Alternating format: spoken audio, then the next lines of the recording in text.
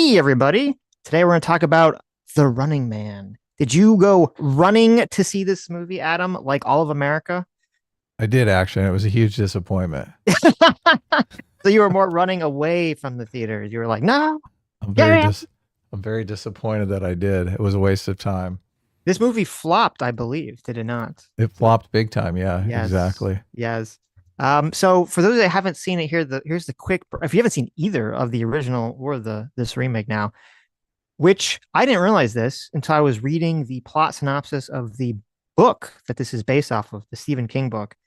The book originally took place in 2025, Really? written in like Wow. 1980. So this was, you knew that they were like, okay, it's 2025. This is the year of the Running Man. It's time to make this movie. And then it comes out and no one cares. Well, they didn't play that up. You didn't know that from any of the marketing. Although You're I right. actually didn't see any of the marketing. I'm not. Well, Well, you actually, saw I the did. I trailer, saw the right? trailer a bunch of times. Yeah, in the Yeah. movie theater, I saw the trailer a Yes. bunch of times. They played So the trailer a million times whenever we saw any of the movies that we were reviewing. So Stephen King got it incredibly wrong. It is 2025, and he totally blew it. Right? well, I They will should say have the done that. one of the I think maybe the only thing I really liked about the movie, I did like the technology and how I mean they didn't say it was 2025, and maybe it was good they didn't say that because you'd be like, what? Like it's like this looks like it's maybe 20, 30 years in the future or something. And I think they did very well with the technology in terms of looking at it, except for the lack of robots, I guess. But they did have like AI and they had screens everywhere and auto driving cars, and it felt and looked like believable futuristic without it being like some sort of insane, cyberpunk dystopian Judge Dredd looking thing. Right. It seemed a little bit present day. So the your the scale that we have going is see it in the theater, see it on streaming. You don't really need to see it, or you have to see it because it's so bad. So I mean, I would give it a you don't really need to see this movie. You do not need to see this movie. This No. movie did not affect me in any way, shape, or form. So which So, sucks. I mean, I would have liked it to be really good because I like the director Edgar Wright. And I really liked Scott Pilgrim, obviously, Shaun of the Dead, Hot classic, Fuzz. Hot Fuzz, The World's End. So that's the Edgar Wright trilogy. I was surprised to learn that none of those movies were real huge box office successes, though, and evidently Edgar Wright is not really a bankable director. So Well, I think Scott Pilgrim probably made a decent amount of money. Scott Pilgrim did not make a lot of Oh, money. wow. Yeah, Okay. exactly. Interesting. Which I Interesting. which I loved Scott Pilgrim. So, but I never really paid attention to the box office numbers. I'm starting to pay attention more now. So, Edgar Wright is one of those directors that I actually went to see a movie with once. Oh, you personally went? Okay. Sure, sure. Yes, I Yeah. personally saw The Room with Edgar Oh, Wright. interesting. He Yeah. was taking notes for his next. He's like, okay, this is really top tier. I gotta. Edgar Wright hosted a viewing of Hot Fuzz and The Room in hmm Hollywood, and I went with some friends to check it out. So Edgar Wright was there. This one of the stars from Hot Fuzz was there. The guy that plays the supermarket owner, he was there. I think he Oh, actually cool. played. I think he actually played James Bond at one time too. So he was super cool, lavishing praise on Edgar Wright, and yeah, it was a lot of fun. That was the hmm first time I saw The Room, and I was like, "What the fuck is this movie?" Yeah, I like Scott Pilgrim. I like Hot Fuzz. I'm kind of like okay on like mild on Shaun of the Dead and World's End, but I guess I feel like these are movies that maybe if they didn't do very well when they came out, they definitely seem like they have a strong cult Cult classic. following. Yeah, So I'm totally. assuming they would have made that money back, through DVD sales and everything else, even if it didn't make it, an opening weekend. Well, But Edgar Wright also was supposed to direct Ant-Man Quantumania, which was a horrible nightmare of a movie. When it yes. came out, I despised that movie. It was terrible. And he actually quit the project. I sent you a clip. I don't know if you watched it, but there was a clip of him floating around now where he talked about it on a podcast and said that there was creative differences, but since then, I guess he hated Kevin Feige when he left the project, but they've kissed and made up now. So, but he can't really Mm. say much about why he left the project because of a non-disclosure agreement. Well, we are going to probably talk a lot about the direction because I do. I think this movie is very interesting in the terms of you watch it and you feel like there was an idea here that was probably Edgar Wright's idea that was very different than what we ended up seeing. Because you'd see like little remnants of sort of like his style of comedy would peak up every, 20 minutes or so for like a bit. And then, Yeah. but it didn't make sense or didn't tonally like work because the rest of the movie wasn't structured that way or felt that way. But you could see and be like, oh, okay. I bet you at one point there was a movie here that was probably pretty funny and pretty good. Because that's really what I mean, Edgar Wright is, I think, I guess, known for doing these sort of action comedies that Yeah. are Totally. bordering on satire parody. They're not quite, but they're kind of like close. And you could see elements of that in this movie, but it never like fully wanted to take the plunge to go in that direction. So it would just seem weird and out of place. And like tonally, this movie felt like the most generic Hollywood action movie you could possibly think of. The Like, the the endearing moments of Scott Pilgrim were really in a sarcastic tone that I don't yes, think would have worked if there was a level of seriousness to Scott Pilgrim that is in this movie. And I feel like the level exactly. of seriousness in this movie is completely lugged in, like Yes, it doesn't work at all. unnecessarily. It doesn't work I, at all. yeah, all of that stuff. I was thinking this just makes your lead character look like a schlep. There's a lot of stuff in here that really made it difficult for me to get on board with this main character. Yes. So the plot is, if you haven't seen this or the original, is though this is substantially different than the original, though it's more like the book. We're Is not gonna, we won't do spoilers for a minute, right? We're just no, yeah, gonna we're not gonna do spoilers, we're gonna but give the just I'm outline. just gonna Yeah. give you So like the plot you get from if the you trailer. actually want to see this movie, we'll do Right. spoilers in a little bit. Yeah. So So the main character, Ben Richards, he's poor and he's married and they have a daughter and their daughter's sick and they live in some kind of dystopian future where it seems like there's not really a government. There's more like a corporation that runs everything and everyone's sort of beholden to them. And he needs medicine for his sick daughter and he's, lost all of his jobs. He can't get work anywhere. And the one giant corporation that appears to run everything, they have all these sort of dangerous game shows that everyone watches. And one of them is called The Running Man. And essentially, if you are on this game show, every day you survive, you get money, a lot of money for a poor family in this world. And if you survive 30 days of being hunted by everyone apparently in the entire world, as well as professional killers and hunters that work for the TV station, if you survive the full 30 days, you get $1 billion. And so he decides to try out to go on one of these TV shows. He doesn't want to be on The Running Man, but they make him go through a series of kind of like ridiculous trials to see if he'll be on a TV show. And at the end, of course, they pick him and they say, "Oh, well, we've decided that your physical strength and your personality should make you'd be good contestant on The Running Man." And he decides at the last minute to do it because he's just so desperate for money for his family. right, yeah, And this is where what you're saying, I had the exact same thought because I'm watching this movie and I'm like, okay, the original version of this, which is less like the book. This is actually, I went on Wikipedia and I read the plot synopsis of the book, and this movie is pretty close. And the original book by Stephen King was a lot about like class struggle and the rich and all this other stuff. And I felt like there's a lot of that in this movie. There's a lot of like hitting it over the head with how much the rich people suck and how much the society and corporations suck. There's a lot of like very pro anarchist, specifically anarchist messaging. There's a part where Michael Sarah they like, want to film his video and he pulls down, he's got like the Shay background, and then he pulls down, he's got the anarchist sign background. So there's a lot of messaging that was very specifically about that. And the problem with all this is, as a story, I don't think any of that, at least the way that this is, or at least with Edgar Wright, none of that works. Like the original movie with Arnold Schwarzenegger is very campy. It's very funny.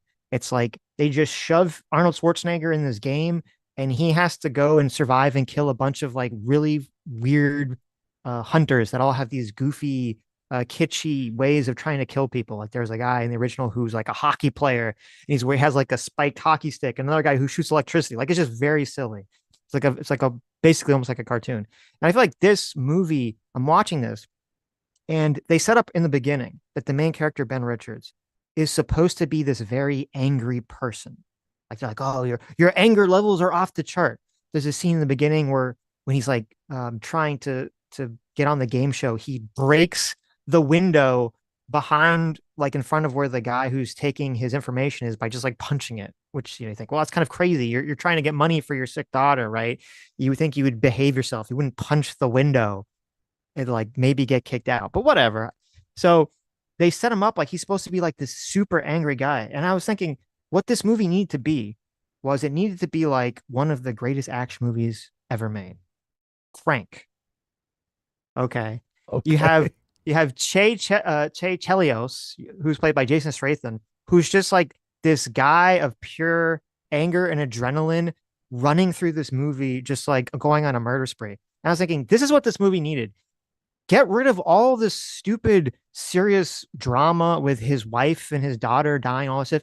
Just make him like a guy who, like we see in the beginning, a lot of unfair things have happened to him. He just becomes like the embodiment of rage and anger. And it's just him angrily taking down this game show and getting through these like very insane, ridiculous, goofy action sequences in a very fun and silly way. And that's it. Just make it a fun movie. Don't make it this like serious commentary on class struggles in society and blah blah. Like this is not the movie for it Well, I whatsoever. think you can do that without it being serious. You could do it through sarcasm in the same way that they did Scott Pilgrim. I mean, there are moments in Scott Yeah, Pilgrim well, where okay, you do empathize with the right. character, but That's a the, well, that's a good point in terms of like it could be, like in RoboCop is like silly, but it has yeah, all these like kind of like messages about class and everything. And but it's like it's so over the top way. Like, yeah, you could 100% keep all that in, but it doesn't like if it's so silly, like the way it's presented in RoboCop, if it's done the same way, like it doesn't feel heavy handed, right? It just feels kind of goofy. in the original, they he escapes from prison and he has some friends that he escapes from prison with.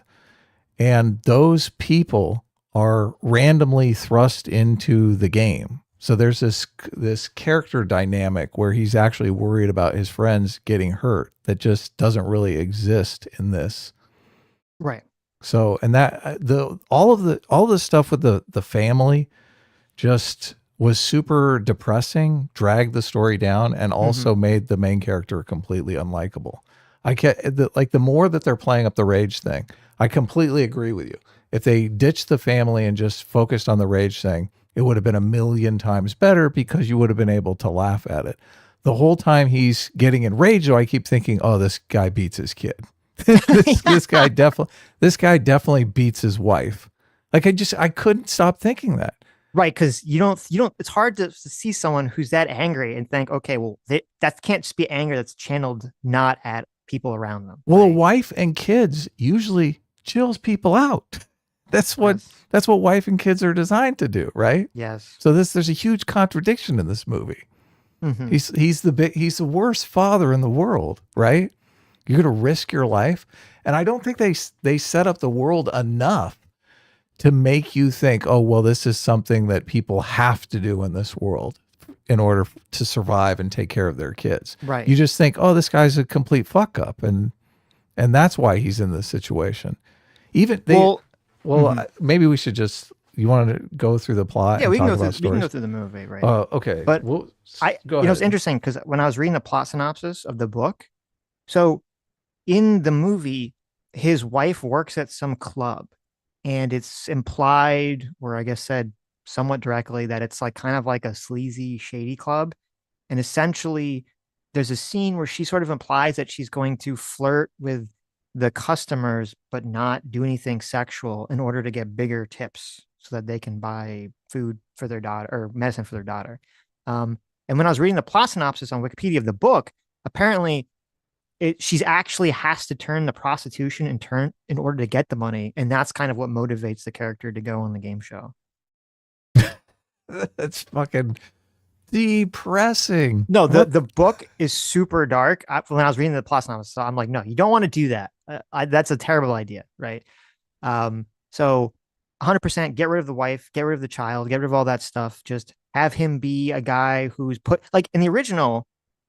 You have Arnold Schwarzenegger is like a cop, I believe, Yes, yeah. And they frame him. I forget why. There's some kind of botched. They frame him for murdering a bunch of people. He's the butcher of Bakersfield. Right, right. They order him to fire on this crowd. There's like a food riot going on because it's the future, which immediately sets up the world, right? There's food riots going on. Yes, You don't have yes. any of that going into this movie. It's a good If point. I knew Yes. that there was a food riot when he's standing in the office with his kid trying to get his job back, I might think, okay, well, this is like desperate times. He has to do this.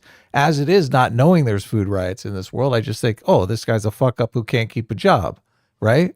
Right. So Well, anyway, going back to the original movie, they set him up as a butcher of Bakersfield. So you're going into the entire story knowing that he didn't do this thing. He's been set up from the beginning. So you right. empathize with the character. He's been framed.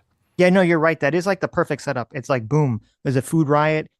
So you say, okay, this is what the world is, right? You have it's the poverty's out of control. He refuses to fire on them. Immediately, you're like, this is the good guy. Then he gets framed, and you're like, okay, we want him to get revenge. Yes, exactly. Boom, like perfect setup. Boom, boom, boom, right quick. Yeah.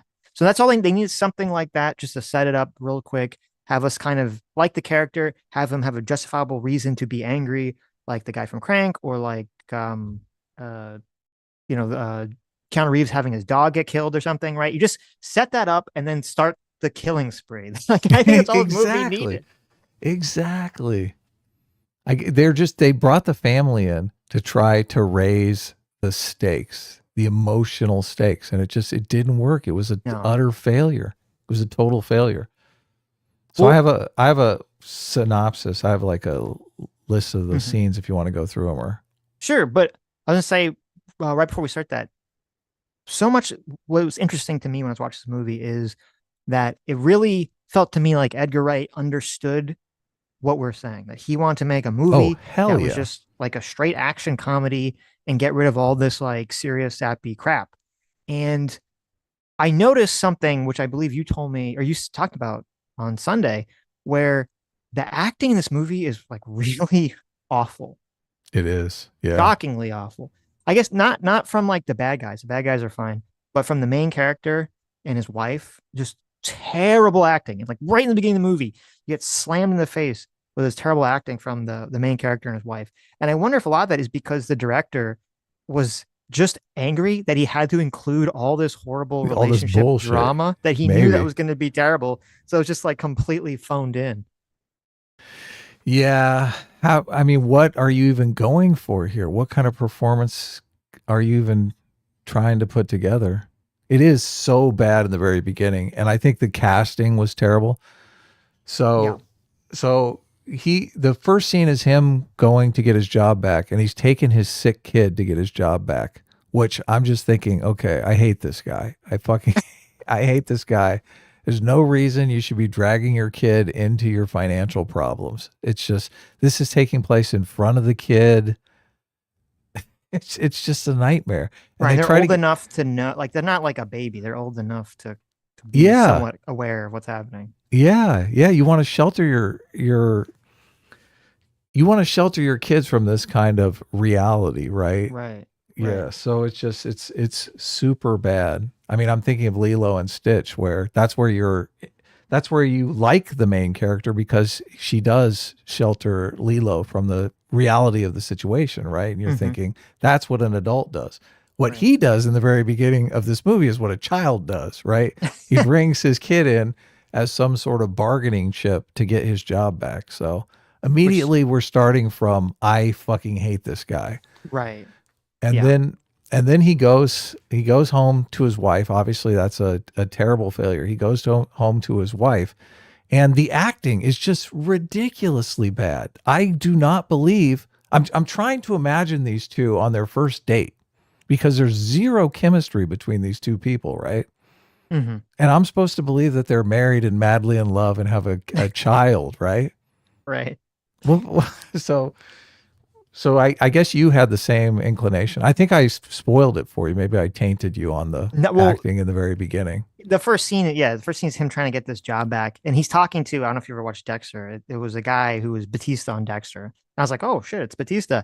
And it felt like a CW show in terms of the acting. And then he goes home and he talks to his wife, and it feels like a CW show in terms of the acting. Everything It was just does. so over the top, melodramatic, like not remotely believable. I've never actually, I don't think I've ever seen the main character in anything before. I know he was in like the Twister remake, but I never saw Top that. Gun. He was in He was Top in Gun. the I never Top saw Gun Top Gun. remake. Yeah. I never saw Top Gun remake. So I don't know if he's not normally this bad. Glenn Powell. I don't know if he's normally this bad, but he was just awful, awful, awful in this movie.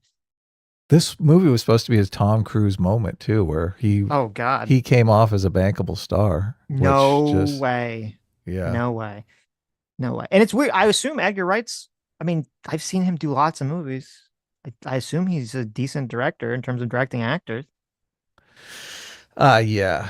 Yeah. I feel bad for Edgar Wright. I think it was a studio conflict. I think obviously his there's three names as writer on the script and his is the very last. Hmm. I mean, he probably rallied to get his name taken off it, but they were like, "Ah, we need you to sell this movie." Right. Well, I mean, Stephen King didn't write, they're just putting him on because of, Yeah, to sell it. right. Well, just because it was based off of, yeah, yeah, yeah. So there's this cringe-worthy scene between the wife and him, which is way too long and totally drags. And then he's going to go off and sign up for the shows, but he swears he's not going to go on the Running Man, which we're sitting in the Running Man movie, so we obviously Yeah. know that's a total lie. There's all these, and He's this like is, the that's worst something fucking husband in the world. I know, I know. That's something I wish, like, I wish they would have done a little bit more of, and that felt like more of Edgar Wright stuff.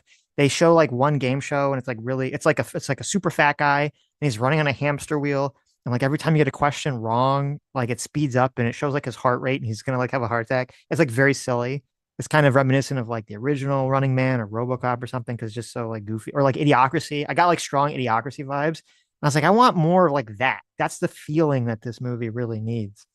Right. And then Right. yeah, they're like everyone knows. It's kind of also there is sort of the question too about like what's up with the world, because in the original movie, it's like okay, they do this for people that are accused of crimes, so you could believe that they take people that are prisoners and they like basically force them to do some kind of fucked up game show where you can win your freedom back, kind of like a gladiator in a coliseum, right? Like I Right. can conceptualize some future that happens.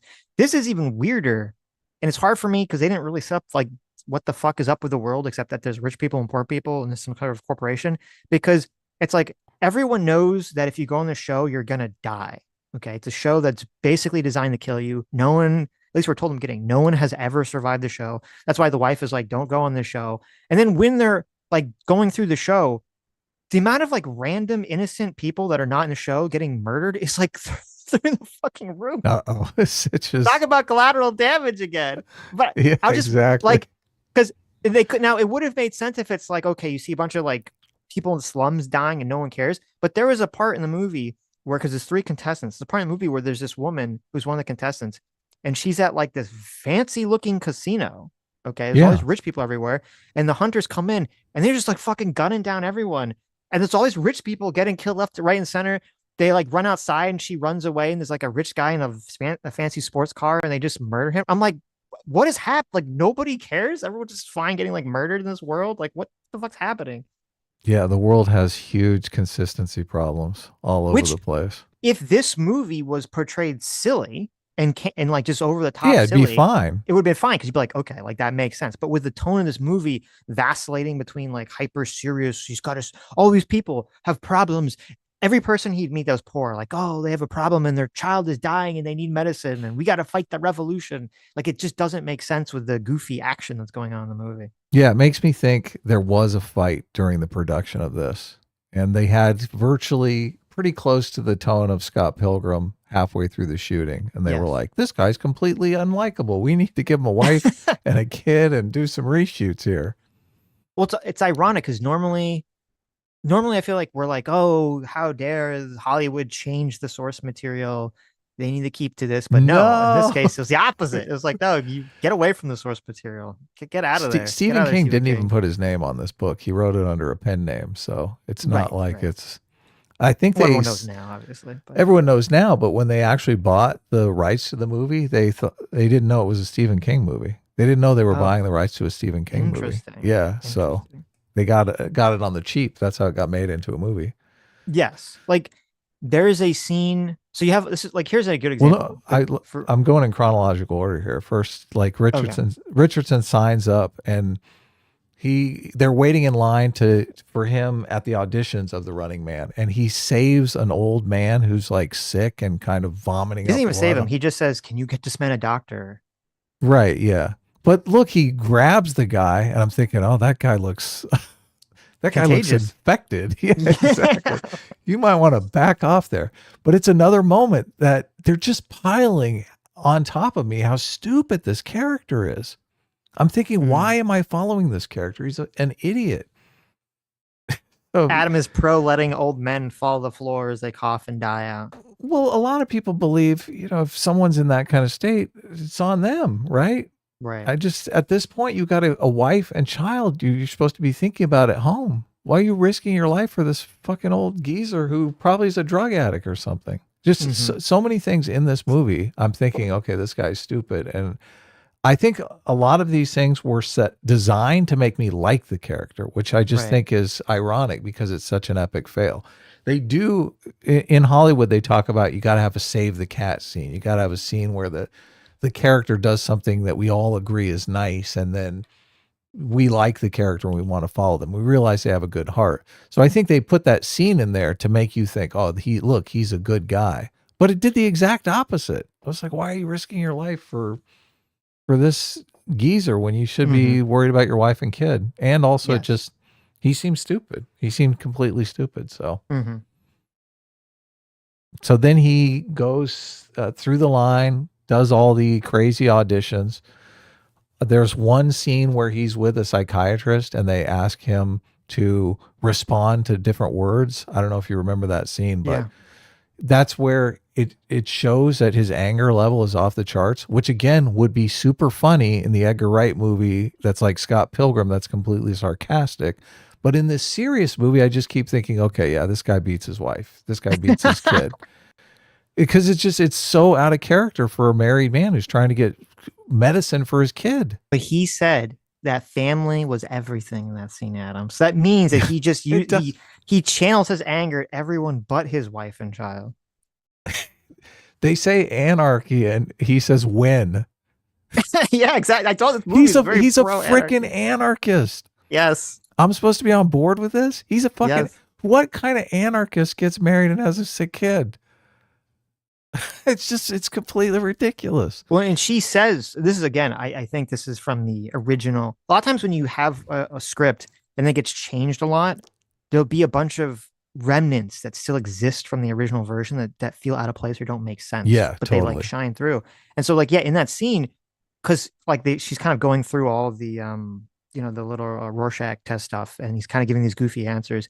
And she's like, at the end, she's like, "You're the angriest man I've ever seen in my life," right? So you're like, okay, this is obviously the setup for a movie that doesn't exist anymore. Well, yeah, Because he's that actually not like after once the game gets started, he doesn't seem like he's really that angry. He doesn't have like some abnormal amount of rage or something. He seems fairly normal once the game starts, I think.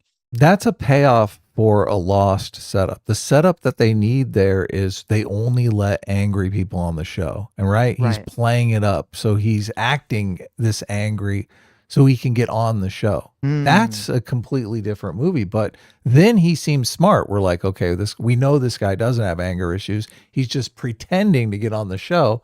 Then we're a little more on board with him. But right. as it is, it's like, okay, this guy's angry and stupid. This guy's only going to make mistakes.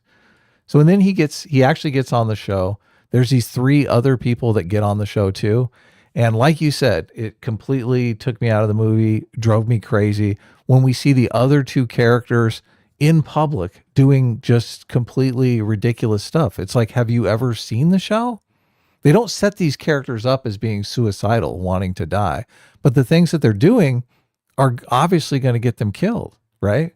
Yeah, that was weird. They had these two other contestants. One of this is apparently his neighbor, which we've never met before, which is weird and Right. doesn't like that's really just thrown in. So I guess you're supposed to feel something because like they're neighbors, even though we've never seen them interact. And he doesn't seem like he even knows who the fuck she is. In the original movie, the guys that got thrown in were guys that he went through a prison break together with. So they bonded over this Right. experience of And breaking they were out of seem like they prison were together. nice, generally nice, normal people that Right. And were they all wanted wrongly to go imprisoned there. like They him. all Yeah, they all wanted to go their separate ways and live long and prosper. Yes. But then all of a sudden, because of what Richards did, they got thrust into this game against their will. So Richards feels guilty for getting them thrust into the game. Here, the two people join. And they're both retards.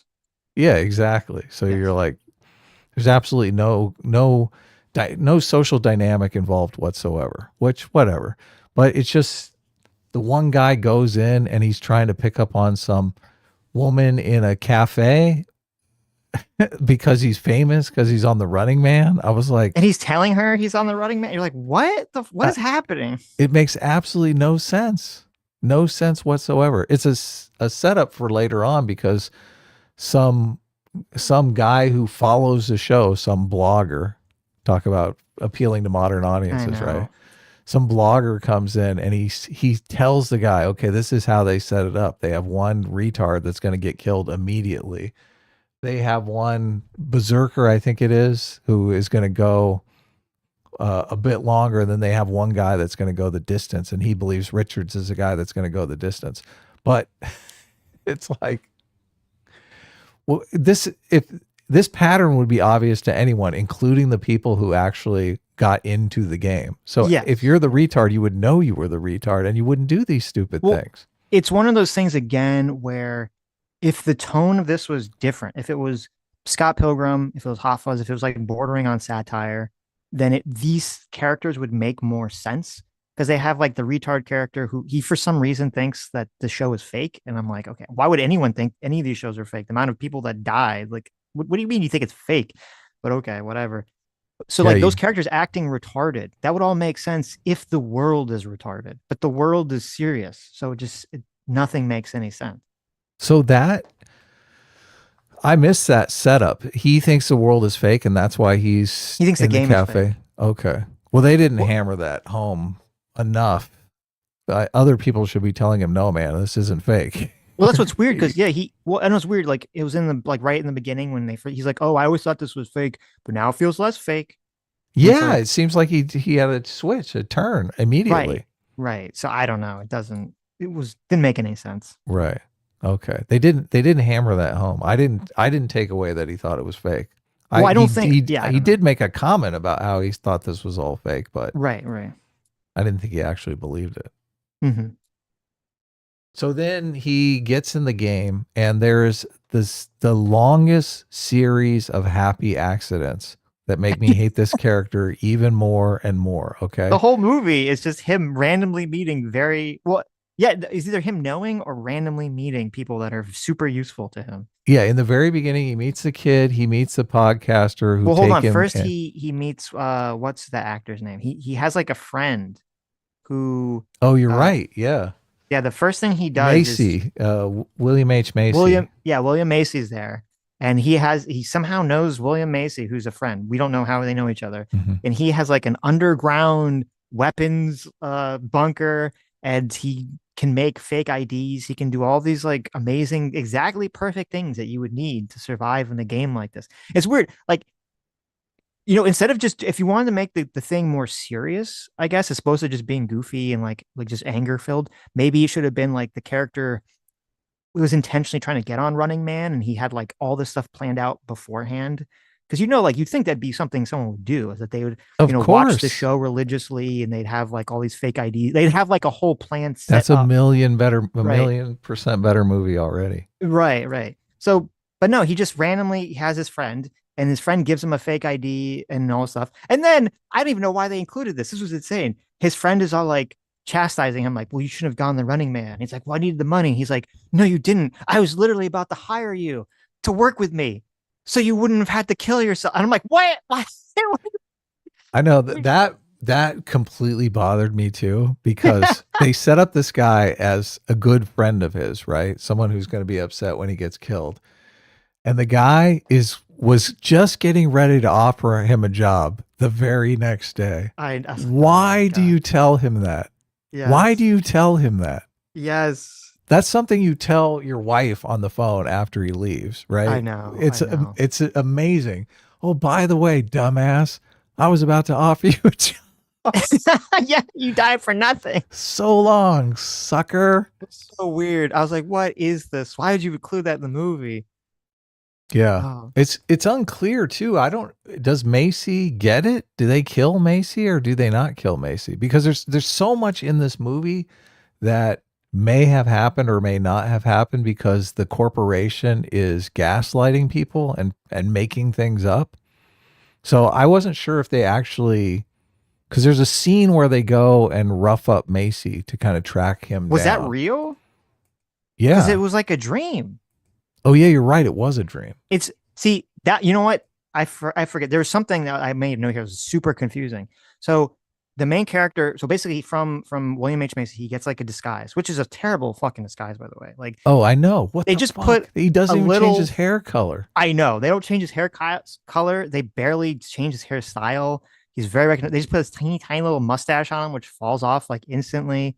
I was like, what the fuck? Yeah, like get a wig. Like change yourself pretty dramatically. They have those like amazing silicone masks that look like real faces, Yes. right? Of yeah. Do Though, it up. right, or that they should have just had something where like part of the rules were like you could wear disguise, but you couldn't wear like a full mask. I don't know. They should have Mission done something. Impossible your ass, dude. Right. Yeah, right. So, but anyway, so he kind of creates this like disguise for him, and he immediately takes a train. I think they go to Boston, and he checks into some hotel, some nice hotel to like to hang out there. And then he's like asleep, and you see there's a sequence of like the hunters coming, and they somehow find William H. Macy, and they're torturing him, and he gives them up the name of his fake identity, and they find him at the hotel, and they break in, and they're about to shoot him in the head while he's sleeping, and then he wakes up and he realizes it was all a dream. None of that Right. happened, I guess. But then But later maybe in the it did. movie, yeah, but then later, yeah, later in the movie, there's a scene where like he I forget who he's talking to one of the bad guys, and he's like, I guess William H. Macy never told you this about me. And you're like, wait a minute, what do you they never that was a dream. They never met interacted with him at all. What are you talking about? Right, right. What the So fuck's did it going happen on? or didn't it happen? Yes. Now I'm This super this confused. movie has major pacing issues too. The ending completely falls apart. Oh, the ending is a There's like disaster. there's time jumps. Yes. It's there's a moment where it feels like it's months in the future, and then they race back to the night of the finale on the show, and No, you're I know. going, It's just what the fuck happened a here? total disaster. Yeah. Yeah, So then, I don't. as you were saying, then he like randomly finds this YouTuber Yeah, who exactly. like randomly on the street. He's just running away from. So he decides because he has the bad nightmare. He decides to leave the hotel, and then um I forget. He's like, was that after he like hangs out in the homeless guy's apartment and blows it up, or before? It was after because he like finds some random homeless guy and pays him a bunch of money because they give you a bunch of money like because like to help you try to escape. So he gives him a bunch of money to buy his apartment for like a month, and the guy he also has like a grenade in his apartment for some reason. Well, he bribes a homeless man to let him take his identity and apartment Even for though I a guess he's not month. homeless because he has an apartment. But Right? Yeah. why does a guy wait? That's a good question.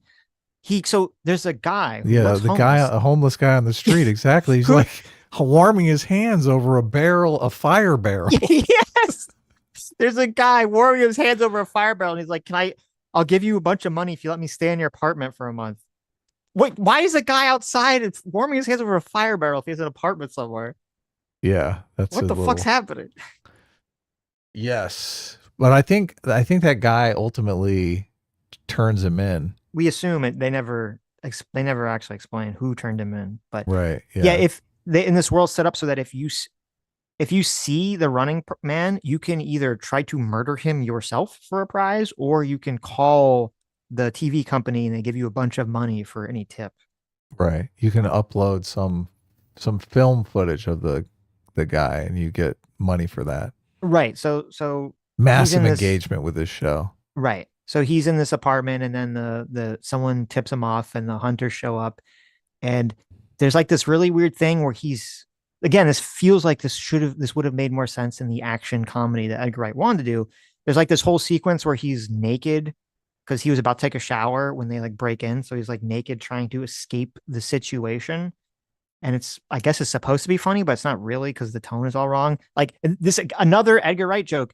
There's a part where he's on the roof and he like ties a wire around. There's like the signage of the building is at the top, like the name of the Oh, you're building, right. That is and totally Edgar Wright. he ties like a rope around it. And he's kind of scaling down because he's trying to get back into his room essentially, but from the outside. And he tied it around the letter Y. And as he's Yes. scaling down, it breaks and it starts to fall on top of him. And he says, "He goes, why? Like, why is this happening to me?" But then you see the giant letter Y like falling towards him. There's like your visual pun. But in this movie, it just makes no sense. Like tonally, you're like, oh, this is supposed to be funny. Yeah. God, it's so sad. They just need to leave Edgar Wright alone. I know, poor He Edgar knows Wright. he knows the culture. They're Yes. like, no, we know the culture. We know what's going to sell this movie. Well, So look, and then now that it flopped, they're totally going to blame Edgar Wright. They're going to be like, we should have never listened to you on anything. maybe they're gonna blame him, or it seems like they're gonna blame the actor, which I mean, his acting was really bad. So Right. no good acting. It would have made it a little bit more tolerable, but it wouldn't have saved this movie, obviously. So the guy, the random guy, just so happens to have a grenade in his apartment, which is another lucky thing, right? I would Yes. rather have a movie where he's thinking I need to get weapons and he's getting weapons and using them himself instead of all these happy accidents. Meeting the YouTuber who tells him the whole plot of the game show, that's a happy You know accident. what's weird? The kid delivering his message for him is a happy accident. When he's at William H. Macy's underground bunker, they have on he's watching an old movie on TV, and there's a guy there. I don't know what movie it is. And he's like, "I've got a grenade. Get back, or I'll blow everyone up." Like they set up the concept of a grenade. And I'm like, you don't need to set up the concept of a grenade. Everyone understands what the fuck a grenade is. It's so true. So yeah, so it's so weird because then yeah, he has the grenade and he's running away. And then if you've seen the trailer, you've seen the scene. He's like stuck in the elevator because it's broken. And it's like half the floor is visible, and the main bad guy Hunter is running towards him. He's like, I've got a grenade, like the scene from the movie. I've got a grenade. Like maybe it was supposed to be funny, like he thought he was gonna emulate this amazing scene from the movie and then doesn't. And he throws a grenade and the guy just like kicks it back into the elevator with him. And so then like the elevator explodes and he falls in the sewer. And then because the people chasing them are like retards and everyone just shoots like a million bullets without any care in the world, they somehow like shoot a gas main and make the entire building explode and kill like 8 people or something. He gets down to the basement, and I don't know if he causes the gas leak, but there's some giant I don't think gas he leak. does. I don't think he Right. does. Yeah. And they just start shooting and it blows the entire building up. And he sees where all the rats are running. So he goes down into the sewer and he actually survives. So, Yes. Which nets him. So they tell him too. Um, and I guess the public doesn't know about this because it would change, like, because while this is happening, the game show, they're trying to make him seem like he's evil or bad and not just like a guy who needs money. But the bad guy tells him, Josh Brolin tells him, if you kill the people hunting you that work for us, we will give you bonuses. We will give you money. I think So that's actually part of the game. Like they publicize that the bad guys are killed. Well, the good guys in this world, they're the hunters that are after him. yeah, but it wouldn't make sense that people would. I mean, we don't know, but it wouldn't make sense that the public knew that they got paid to do that because every time like the hunters die or someone who works for the company dies, the TV show makes it out like it's this big tragedy Yeah, you're that they right. You're died. right. That would be a huge contradiction, wouldn't it? A Yes. giant tragedy. And here we're giving him all this money Yeah. for Yes. We're killing our incentivizing them to employees. kill these people. Yeah. It's very strange. Right. Yeah. And so, yeah, he gets a bunch of money for all those guys dying, even though it was their own doing. Right. Which Yes. also the fact that like his family's getting all this money every day that he survives and every time these people die, it kind of ruins the stakes because then you're like, well, it doesn't really matter if he dies because his family already has like a shit jillion dollars now. Yeah, that's true. That is true. So he escapes that situation, and there's like this random kid who's like, oh, I'm gonna yeah, just randomly meets this kid who's like, I'm gonna help you and I'm gonna get my brother. And by the way, my brother just happens to run the YouTube Running Man conspiracy podcast, where all he does is talk about how the Running Man is rigged. Lucky So break. convenient for you. Yeah. Lucky break, isn't it? Yeah. He just so happened to be in the right place at the right time. Mm-hmm. Again and again and again. Just so happened to buy a room from a guy who had a hand grenade. What a lucky break. This is And so yeah, so he goes, he's staying at this guy's house, and the guy's like showing him all the Running Man YouTube videos that he makes and all this stuff, and he's like an anarchist. And maybe again, this is something that would have worked in the original Edgar Wright version, theoretical version, where you have a main character who's just like angry and fuck it, like he doesn't care. He's just like about destroying things, or he just wants to survive. And you have he keeps meeting all these people who have all these like lofty ideas about society, and he just doesn't care.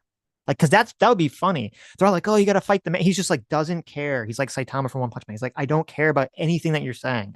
Yeah. I just give me a gun or something, and I need to go." Because that would all make sense. That would all be funny with some kind of tone. But the way it's set now, he's like listening all seriously, like, "Oh yes, yes. Oh well, we have to fight the power." Even Yeah. all like even all the evil X's, the tone of the evil X's in Scott Pilgrim were perfect. That would map onto the Running Man so perfectly with the bad guys and the good guys. Yes. But they threw all of that in the garbage. That's interesting. I didn't think about that because, like, in the original Running Man, yeah, you had all these like wacky villain characters Yes. show up, kind of like the evil X's, and maybe that was the thought process to get him in the first place. Was they thought like, oh, well, it's like the same thing. You have all these wacky villains show up, like the evil X's, but they Yeah. didn't do that. They just all like there's like five hunters. Four of them you don't know anything about. They're just like random white guys who shoot things. And then only one of them is like he's the badass, and he's just kind of a guy with a little mask on his face, and he Right. doesn't have like a personality or really anything interesting to him except that he seems cringe. He seems like an edgy cringe lord talking about like you can't outrun destiny, and he pulls out a knife that says destiny on it. It's just like, oh, okay. I thought that was Dan Killian through most of the movie. Dan Killian is a main producer that gets him into the game. And I Mm-hmm. thought the mask guy was Dan Killian. And they do a moment towards the end of the movie where they do a reveal of the mask guy. And Dan Killian actually tells the mask guy to take his mask off. And that's when you're like, okay, well, I guess it's not Dan Killian. There was a weird to kind of jump to the end here. That was a very weird thing. So the main bad guy is the guy wearing a mask. It's weird. His voice. I don't know if I've seen this actor or anything. It's not Ryan Reynolds, but he kind of sounds like Ryan Reynolds. I think they're trying to go for like a Deadpool vibe, even though he doesn't really do anything funny or say anything funny. No, that Um, character's totally wasted. yes. Oh, he's Ronan and Guardians of the Galaxy. That's probably the only thing I've ever seen him. Where he wore a bunch of makeup. Yes. Ronan Yes. does wear a bunch of makeup, so Yes. I didn't catch the likeness of Yeah, Ronan, he's but Ronan the Accuser, the blue guy with the the blue hammer and guy, Guardians yeah. of the yeah, the bad guy. Yes. Maybe that's why his voice sounded a little familiar.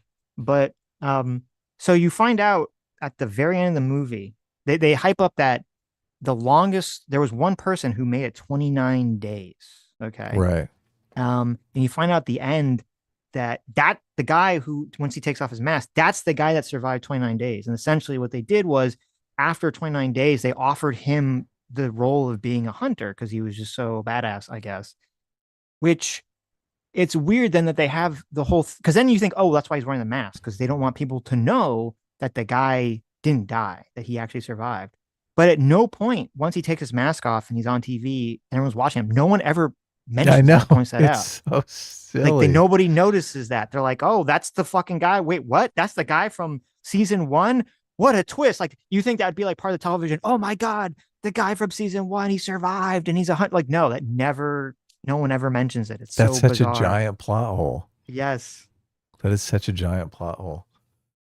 Yeah, the I didn't catch that it was the guy from season one. I mean, I figured it out, but I didn't get it instantly as he took the mask off, which was No, a no, you kind don't of know thing. until Yeah, when he takes the until mask off, you have no clue. But then it's like later he says that and you go, right. oh, Well, I thought, look, I only saw this movie once. I yeah, imagined that when they showed the guy in season one, they showed enough of his face that you would have made that connection. If it was someone like Matt Damon, you'd go, oh, that's right, Matt Damon. And then when he right. pulled the mask off, you'd go, oh, it's Matt Damon, the guy from. But they didn't. I mean, I would have to watch it again. They I don't even didn't. They remember if you saw his face, well, like they when it did showed show you. clips of him Right. winning in the going the 29 days in the Yeah, I season. didn't catch it either because Yeah. it's not So, a but person that's in his just a face I recognize. massive mistake of a setup, right? Because Right, they right, play that scene like it's supposed to be this big reveal. You know, you're thinking this is classically where they show, oh, it's a woman, right? Takes the right. mask off. Look, it's a trans woman. Right. Hey, look, it's ContraPoints. Yeah, but It's there's philosophy tube. it's philosophy tube. That would be perfect. Oh shit. You're like, oh shit, it's philosophy tube. Oh, that's interesting. This movie took an interesting turn. The but they messed the setup up. Like Yeah. it's completely anticlimactic. They're like Right. you're like, oh, I get to see the guy in the mask, and then you're like, who the fuck is that? Well, and also, yeah, Who because that cares? in that scene, the main character is like, take off your mask. You'll make for good television. And it's like, no, why does he even care? Why would he ever even say that at this Look, point? and Like he, how would that make for good television if it's I the don't guy that know. Well, and also when he takes off his mask, I just saw him and I just thought it just seemed like a letdown. I was like, no, I thought immediately was like, he should put the mask back on. He looks way better with the yeah, it was mask a on. huge letdown. Yes. They should have taken off the mask and it been his wife. That's right. They offered me money to come in and No, kill you, bitch. he takes off the mask and it's Arnold Schwarzenegger. And you're like, oh my God, he's back. The governor is back. This movie is just such a piece of shit. Yes. Okay, so he meets the random YouTuber. The YouTuber tells him all this random useful information about the thing. Oh, and then No, he's like, I he's like, didn't find the information useful. I thought it was something you would obviously know if you watch the show at any yes. length Well, of yeah, but time. we, the Yeah. audience, would not know. He Right. kind of Yeah. lays out the various how they always pick the same three categories of people. Right. Um, and But they also like pitch it as like secret knowledge that just an idiot would not know. right, Yeah. which you would if you watch the show because you would see the very obvious pattern of behavior. Yes. Yeah.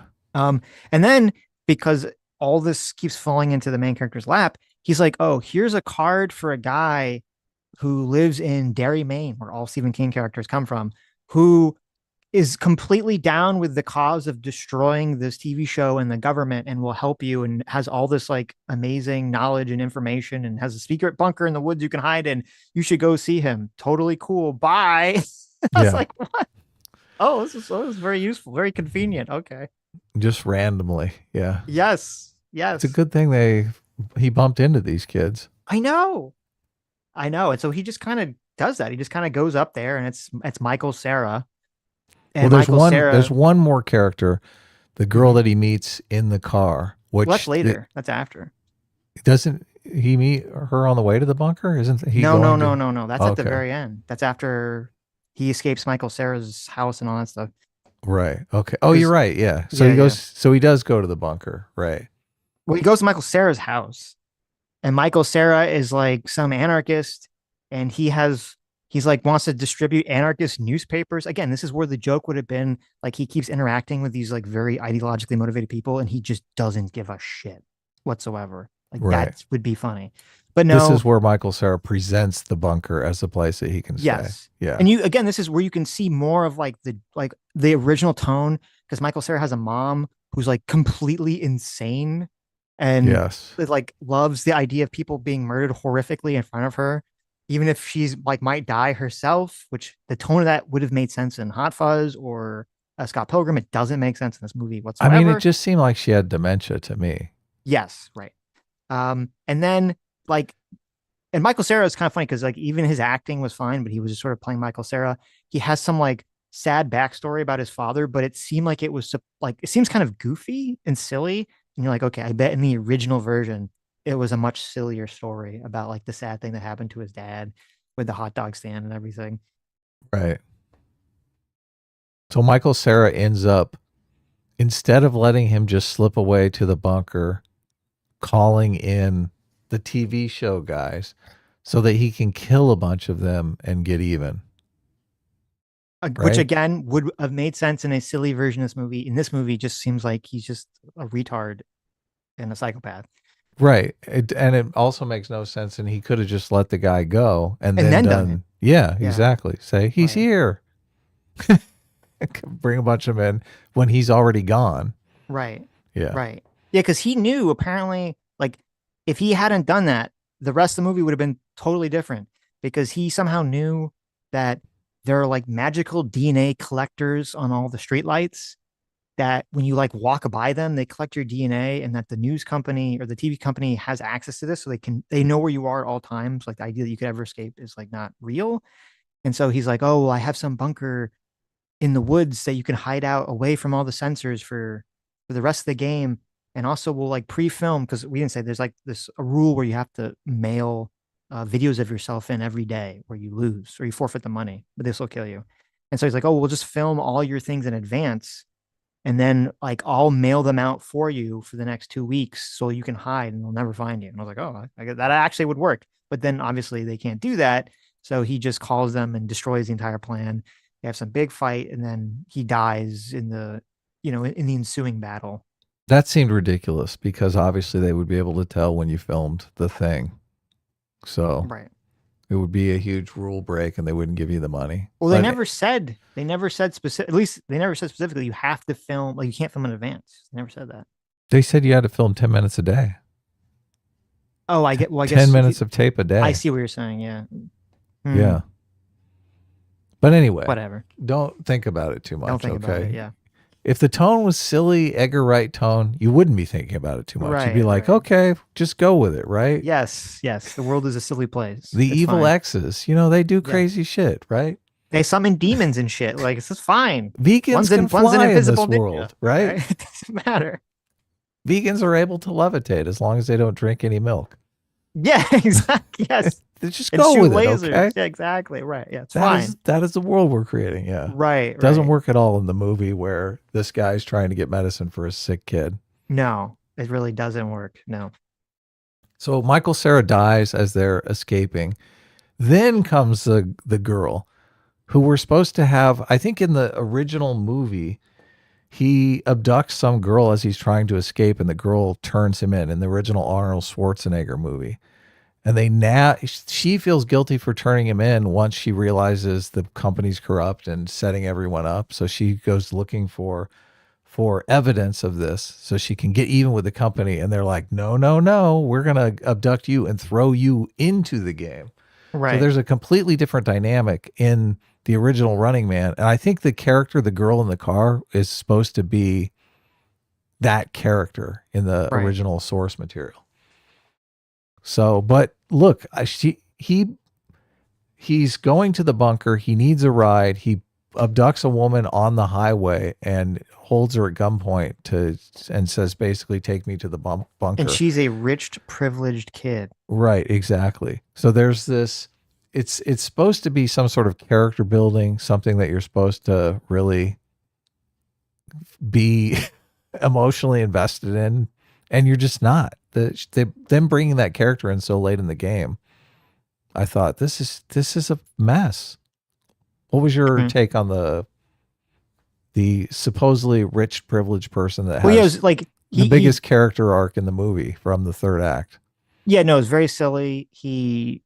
The woman's wearing some expensive scarf, and he's like, well, first of all, she believes it is weird how political this movie is trying to be because once she's abducted by him, she gives this kind of speech that you can tell was written by I don't think was written by Edgar Wright, was No, written not by at all. some kind of like woke leftist person because she was supposed to be the embodiment of like the center libtard. The She's all like, privileged white person. yes, the privileged center left retard who was all like, oh, you know, our society the police, they protect us from people like you. You're the scum, you're the criminals. I've seen all the bad things you've done on TV, blah blah blah blah blah blah, blah. Like, they keep society from falling apart, blah blah blah, blah. Like really They like protect laying us on from your thick Black the Lives ideology. Matter rioting. Right. And first of all, it's weird because you like they portray this girl as if she's supposed to be some like privileged college teen or something, and you're like, okay, what? Like, who would ever go into a rant at that age? Like, who'd even think that at that age anyway? Like, she's just like a puppet. And then of course he's like, "You're full of shit, lady. Like, I'm just like you. I just need children for my medicine, and the scarf around your neck could give my child medicine for 100 days because they're dying of something as simple as the flu." And then she feels all bad and everything about it. She's like, "Oh, I realize I'm a rich, privileged asshole" for the rest of the movie. It's so stupid. Yeah, they try to jam in a character arc in that character, and we don't meet her until super late in the second act, almost the third act. So, There's only like 20 minutes left in the movie, probably. yeah, And they shove this all in. they're like, "Oh shit, we forgot to have a character with a character arc. Well, let's put that in now." Oh, there was one other thing too before he meets her that I forgot to say in my notes, which was so when he's escaping Michael Cera's house, there's a hunter who who sneaks up on them and stabs Michael Cera, and then they get into this fight. But Michael Cera, even though he's like stabbed like directly in the stomach, he survives and he manages to cut the guy's Achilles tendon, so the guy falls over. And then Josh Brolin calls him up, and he's all like, "Hey, you should go murder that guy. It'll be good television." Because he like wants to film him shooting the hunter. And Josh Brolin is like, "No, I'm not going to do that." Which, first of all, I'm kind of like, why? This guy's like a piece of shit. He's just gonna try to. He just tried to murder your friend and you. Well, I don't know why you're not going to kill him, but whatever. So he doesn't kill him, and I really thought, okay, well, maybe the fact that he doesn't kill this guy, that's going to mean that that hunter's going to do something to like save him at the end or protect him. Like he's going to turn because he spared him. Mm-hmm. That doesn't happen. Never happens. Doesn't No. happen. That hunter in the next scene is just like gonna like does a kamikaze like attack on the main character, and I'm like, well, what was the point of saving him then? It's like, haha, you fucked up. It's And supposed to be ironic. You should have killed him when you had the chance. That's what I you're get, but supposed to. it was weird because then it was the same thing at the end of the movie with the other hunters, where it really seemed like there's supposed to be some element where like the Josh Brolin character frames the other hunters for murder. And really was like, okay, it seemed like there should have been something in the script at some point where like because he has spared them and not killed them, like they end up like working with him and they'll turn against Josh Brolin. But none of that happens in this movie whatsoever. Yeah, that would have steered them into the happy ending that they were trying to go for, and a lot better than. I mean, what transpired in the ending is pretty difficult to. I mean, it's anybody's guess, really. Right. No, it was a total clusterfuck because at the end, you find out that the guy with the mask who was the contestant that survived for so long, he like gives this weird speech about how the Josh Brolin's character, who's the studio executive, like tortured his family and like killed his family, I guess, in front of him and like made him into the monster that he is and all those other things. So you're like, okay, why are you still trying to kill the main character then? Why don't you turn against Josh Brolin at this point? Like this, like you're just sitting here like, what the fuck is motivating this guy to do anything at all? Yeah, it appears the ending is a popular uprising from the people. Like he's become Yes. kind of the avatar of the people's angst, and they rally around him. But It's really shoehorned in. it's shoehorned in, and it's unclear if the hunters would have turned, if he would have managed to turn the hunters against them, and they all went in together to kill Killian, the show producer, Right. and had the crowd behind them, the popular Yes, uprising. that would have made a lot That more would have been a sense. like 10 times better movie. Yes. It would have been more in the serious realm, obviously, but I mean, You could have even done that in like the wacky version too, where they'll like yeah, sure. Yeah, you could become do it. friends at the end or something. But They no, it go would out have for made more sense beers. with like them galvanizing the public against the TV show if like the hunters be You like, could oh well, yeah, like they were lying about the main character and they were lying about us when they framed us for murder. you could And have a then they scene with Richards and all the hunters at the world's end in the very end of the movie having a there beer you go. together. There you go. So okay, so he once he kidnaps the girl, he I guess I don't he's like ditches I guess he has to ditch the whole bunker plan because like they're immediately following them. They They do immediately bit know where ditch they the are. bunker plan. He uses her purse to pretend that he has some sort of explosive that will crater everyone around, and uses that subterfuge to order them to give him a jet that's going to fly them to the Mexico border. I Canada. can't remember what. Oh, Canada. Going to Canada. Canada, baby. So they start flying. It becomes evident that the producer knows he's bluffing, but he offers him a studio deal to go kill all of the hunters, and he's going to be a hunter on next season. He basically offers him his own show. Yes. So and says he where is the killing his whole family, because he shows him some video of them killing his whole family. Yeah, so he's talking to him and he's like, "Okay, here's what we're going to do.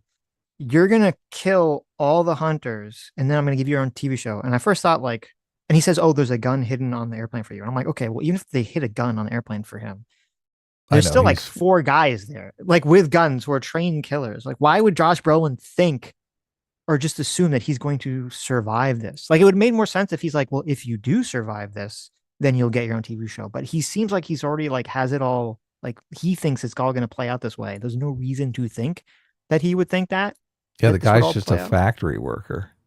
These guys are all Yes, mercenary, black ops mercenaries. right, right. But okay, whatever. So he's like, and then Josh Brolin or the main character Ben Richards is like, oh, he doesn't want to do this, and, you know, because he's such a good person. He doesn't want to hunt other people.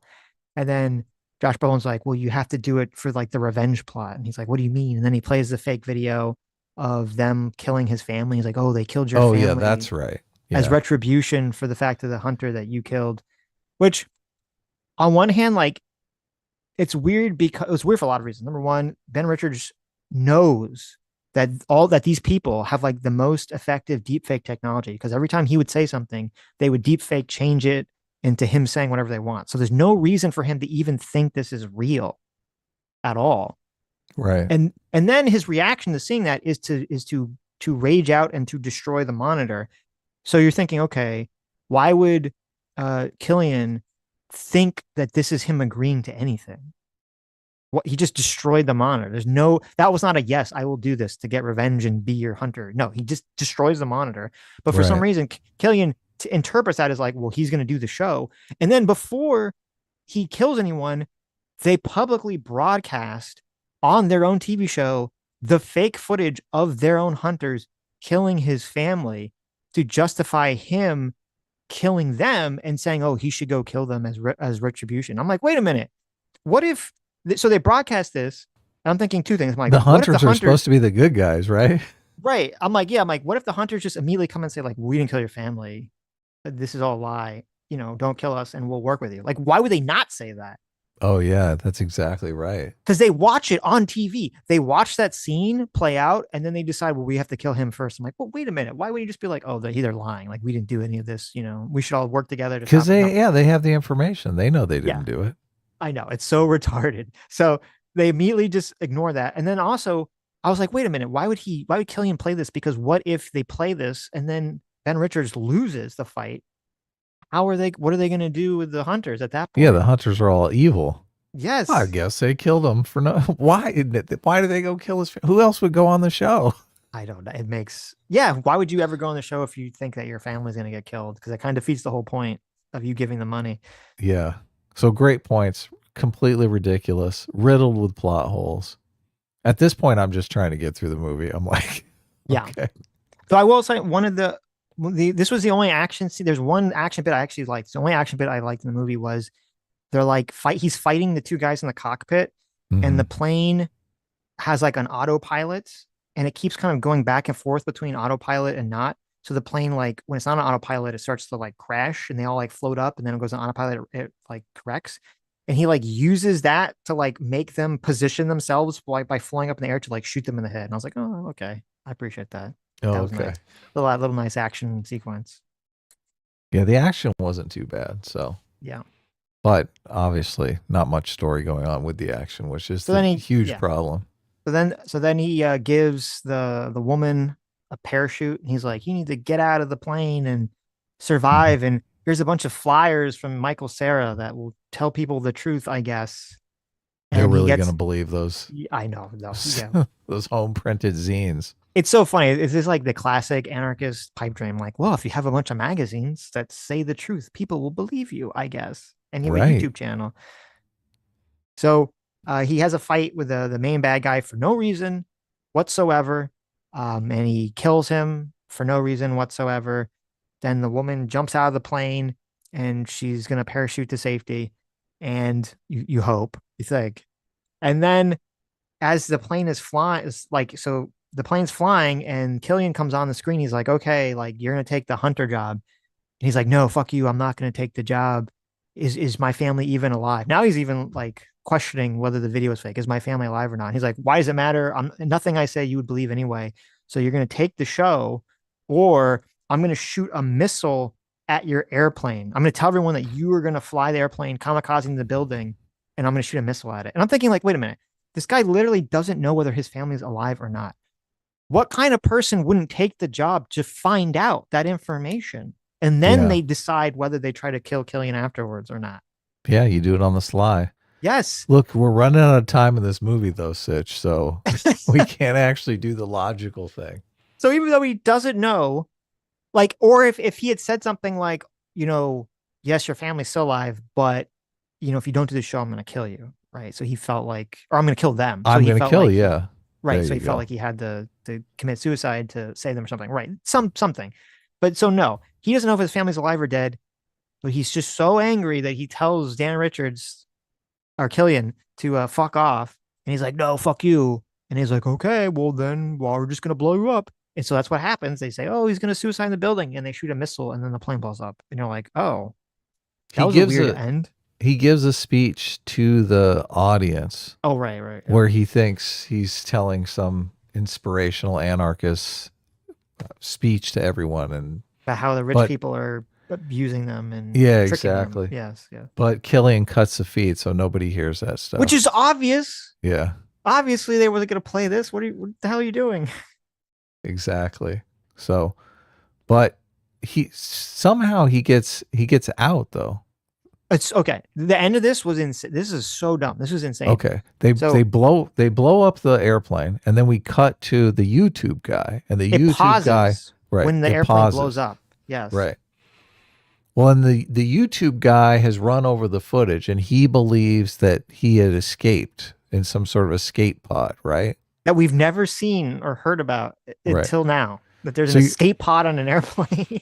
so the guy so the YouTube guy has had time to study the footage and to make a YouTube video, right? He's got all these effects, have all the effects done for his YouTube Yeah, video. you're like, wow, So so it you're must be like weeks in the yeah, you're future, thinking right? it's Yeah. weeks later, right? Yes, Maybe a yes, month, right? yes. And then also there's a scene where his wife is buying groceries Wait, and wait, they've wait. You're been skipping ahead. okay, Okay. So he's like talking about this magical escape pod that we've never seen or heard about up in this right. point. And then it cuts to a random like woman who I couldn't tell if it was supposed to be the woman he held hostage or not because she looked all gothed out. So I'm like, I don't know if she changed her ways or something from that Hmm. interaction. And they're like, and some thanks to the detective work of one young anarchist. I think he literally says like one young anarchist. And you see there's like this woman, and she again, barely an inconvenience, through sheer luck, finds the black box from the fucking airplane. Oh yeah. It's like, why? And she's like, thanks to the work of this one anarchist, we have the black box that has the actual audio. And you're thinking, okay, so these people who fake everything, no one thought to go find the black box. They just let some random fucking person find it. And so then they have the real audio of the real speech that he has. And, Oh and I yeah. guess all the truth comes out about everything. And so, yeah, so then you Popular see all the, immiseration, huge uprising. well, wait, but you're right. The editing of this is bizarre because then it shows a bunch of people angry, but then it cuts to a different location at a different time. It cuts to his wife and daughter who are still alive in a grocery store. That's like an upscale grocery store. They couldn't decide how to end this. I just realized there are two endings, and they couldn't decide which was supposed to be the ending because that should have been the We'll ending. just use them both. They're so Right. amazing. You're right, because it doesn't, yeah. So it cuts to her and she's like checking out her groceries. And then there's like the woman at the front's like, oh, this guy got you this things for you. She's like, what guy? And then she looks out the window and you see there he is wearing a disguise, standing in broad daylight. And right behind him in giant letters, it says his name, Ben Richards Lives, which was like a theme they kept repeating throughout the movie, like, oh, because everyone started cheering for him. So you're thinking, I'm like, okay, that's not very safe. If you're trying to hide your identity and you're standing under a giant sign that says your name lives and you're like wearing just like a mask on your face, I think it's very like in broad daylight in the middle of the street, people are going to see you. So I thought, okay, whatever. He's just going to show her that he's alive and then he's going to leave because maybe he thinks if he's around her and the company finds out, like they'll kill them or something. Yeah, they got to be tailing the family, right? Right. But then that doesn't happen. He's just No. standing there menacingly with his name above him in a disguise. And she just walks right out of the grocery store and walks right up to him. Yeah.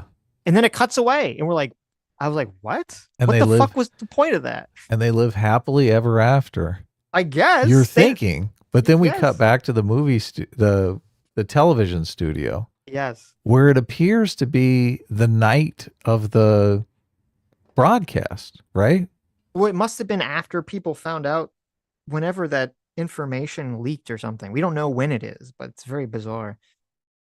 Right. Well, they're having everyone on the set is yelling Ben Richards' name, right? Yes, yes. So why are they? So it's a different television show, but they've leaked the information. So No, they're it's Running Man, but yeah, we don't know when this is because it must have been right. after the leak. So who knows how long this is? Why is this even? Why is this show? Because they said it's the last episode of the season. So you're right. Was this next year? Like when the fuck was this? The last episode of the next season, there are new players on Running Man when this black box tape leaked. I don't It's know. super confusing. Right. It seems to cut back in time. It seems like, okay, we're months later, right? The Yes. guy came out with his YouTube video. They found the black box. He went and found his wife and they went off together. But now we jump. Then he found the time machine and goes back in time to the night of the crash, Right. with the supposed crash, but he didn't really crash. And he's there in the studio and he's going to kill Killian. Yes. He's basically goes up to Killian and Shoots gives him in him the the, face.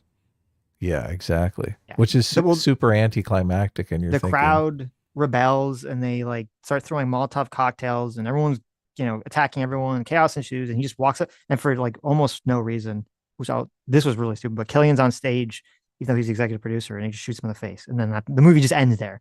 And it was like they couldn't decide whether to end it with him shooting Killian in the face or with him reuniting with his wife because they both have that like last scene in the movie cutaway like vibe to it.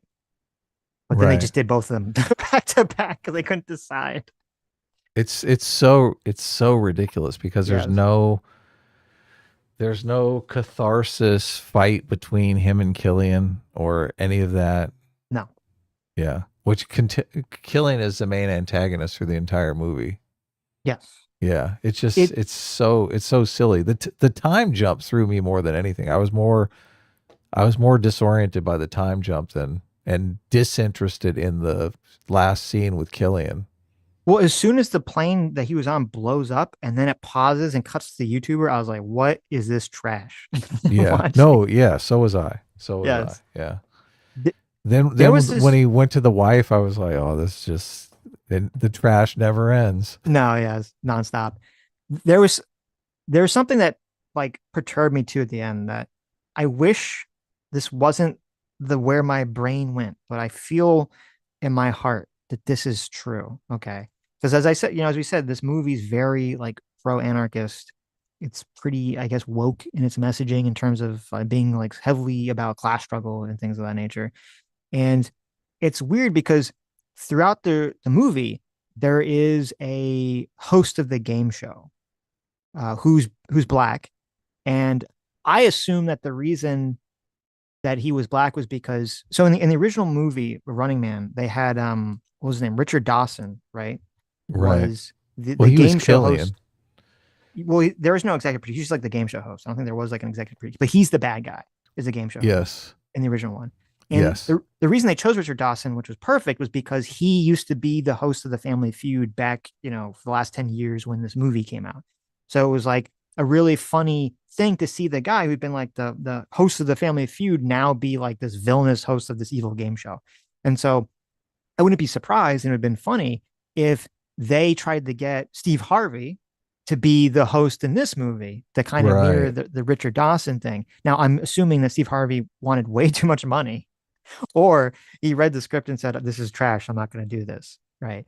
So I, but that would have been funny if they got him. But so anyway, the reason I bring up the fact that the host is black, which I hate to look at the movie through this framing, is that there's this even though the host has been a evil character throughout the whole movie. Okay, he's been lying and he knows he's been lying. He's been doing evil things to help the game show continue on the whole time. The very end of the movie, for literally no reason, right before the riot happens, where the bad guy gets his comeuppance and gets killed, he decides to quit and not go on stage. And I'm like, Yeah. wait a minute. Are they literally just sparing him because he's black? What the fuck is happening? That guy should get killed with Killian. This is so fucking weird. Yeah, that's a good point. He is a bad guy through the entire thing. Maybe they're trying to shoehorn in another character arc. I, I don't know. I literally think it was just some weird woke race shit because then when that happened, I thought, wait a minute. You can't have all these white people attacking a black guy I guess. because they're supposed to be the good guys. The rioters are supposed to be the anarchists. Well, because I was thinking in the movie. I said, wait a minute. Was there a single black person that got killed in this movie? And I realized all the hunters were white, and I realized all the security guards that you saw, because most of them were wearing masks, were white too.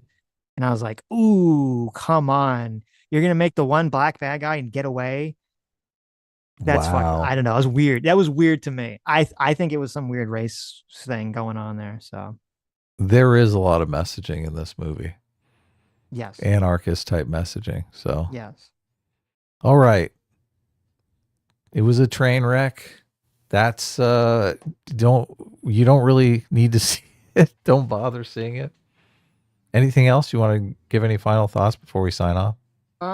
No, I mean it was disappointing. As I said, I watched this whole movie. I was wishing for the version of this where they just let Edgar Wright do a fun action comedy like Crank, and That's it what I would have. thought we were getting. That's why I Yeah, was so did actually I. excited to see this movie. Yeah, that's what's weird because the trailer made it seem like that. So obviously, then the marketing team realized that this was a mistake. Whatever they made was a mistake.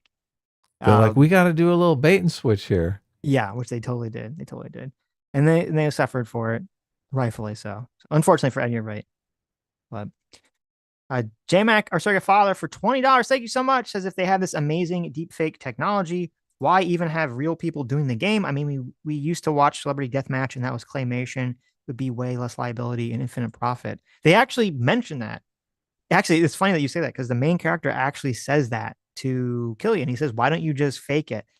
And he gives a very like ridiculous response, which is like, "Oh, well, we tried to do that and we couldn't because people want the unpredictable nature of humans or something." I was like, "Okay, that's stupid, but whatever." People found out it wasn't real. But he There's didn't even say still that. enough people who think reality television is real to make it profitable. So, Right, right. all right. Anything Anything else, else? sir? No. No. Don't Terrible see this movie. movie. Yes. We'll talk to you guys on Sunday. Take care, everyone.